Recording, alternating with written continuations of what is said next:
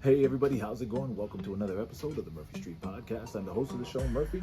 And rules of Murphy Street, simple, always the same. Shoes and slippers at the door. Come inside and let's talk story.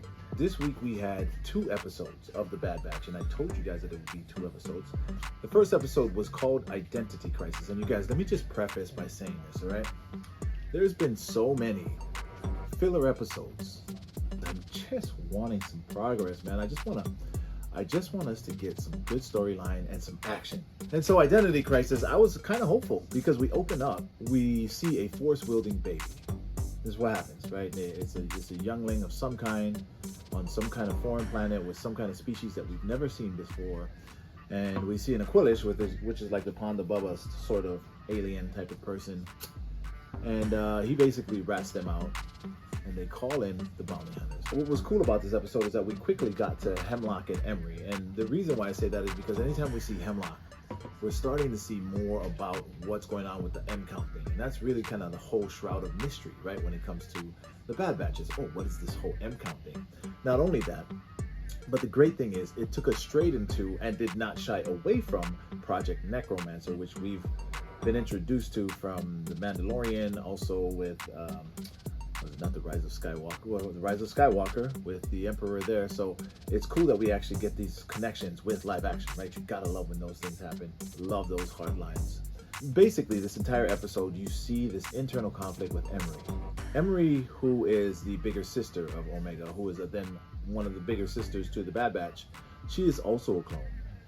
And it's funny because what I think we're meant to learn in these episodes is that clones have feelings too. Clones are just as human as everyone else. And that is the point that they keep driving. You guys, we got just a straight filler episode. So let me just give you my synopsis. I say, well, another filler episode. I guess it's to fill in the fact that Emery is starting to shift. Again, we're starting to see that human emotion fill in for this clone who are supposed to be created. They're manufactured, so they shouldn't have these feelings, right? I'm giving it a hard C, you guys. It is a hard C episode. It was a very Hemlock and Emery centric episode, and we definitely got a little more ingrained in what exactly is going on. I still don't know that we really got too much of an answer on Project Necromancer. All right, episode 11, and that one's called Point of No Return. Now this one's just the title of it really sounded high stakes, and I was really interested to see this one and how this would fare. When the episode started, it was good. I don't want to say slow, but it was just kind of like giving like, is this just going to be a sit here and chill kind of vibe? But it was not. Now the show starts to get good. And the reason why I say that is because this special operative guy gets the order from Hemlock, was it Hemlock? I think it was Hemlock, who gave him the order like, hey, keep them grounded. So he basically, if he blows up the Bad Batch's ship and almost kills Wrecker in the process, now they're tearing apart Pabu. They are cutting off every single means of escape that they could possibly get. And I'm like, man, this guy is good. And you can see Omega having this pressing guilt. It begins to feel like that place that Doctor Strange role in Infinity War, where he was feeling like, I've worked it out every single way in my head. 14 billion or something like that, 14 million different possible endings. And there's only one that we win. And I got that same feeling from this episode, which was starting to make me excited because I was like, it was really boring prior to this. And then I realized that yes, it's going to be an endgame-like episode. So I'm like, I hope once she gets captured, she says, we're in the endgame now. Like, that's what it felt like. That's what this episode felt like. So they come up with this plan because Omega's like, look, they're here for me. We have to give myself up here or else they're going to destroy Pabu, and we don't want to hurt our friends. And on top of that, we want to know where Tantus is. We've been trying to figure out where it is, and we don't. So if I go with the tracker, you'll be able to at least put a tracker on me, or if they take care of that tracker, you can put another tracker on the ship. Crosshairs.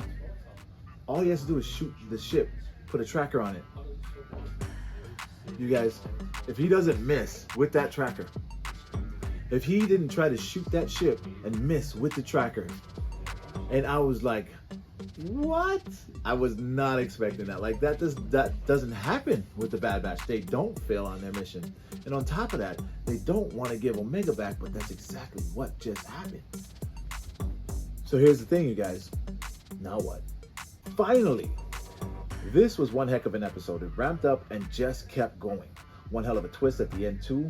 I truly have no idea how they're going to find Omega now, and I love it. I love the fact that I'm stuck in this intrigue. I do not know. All I know is I have to see how they do it. This is the kind of edge of your seat feeling that I've been waiting for. This is the Bad Batch I know and love. Also, I love that it was called Point of No Return when really it was a prelude to the endgame. I guess they couldn't call it Endgame because that was already taken, but this was very truly Doctor Strange and Endgame-esque. An A+ banger of an episode.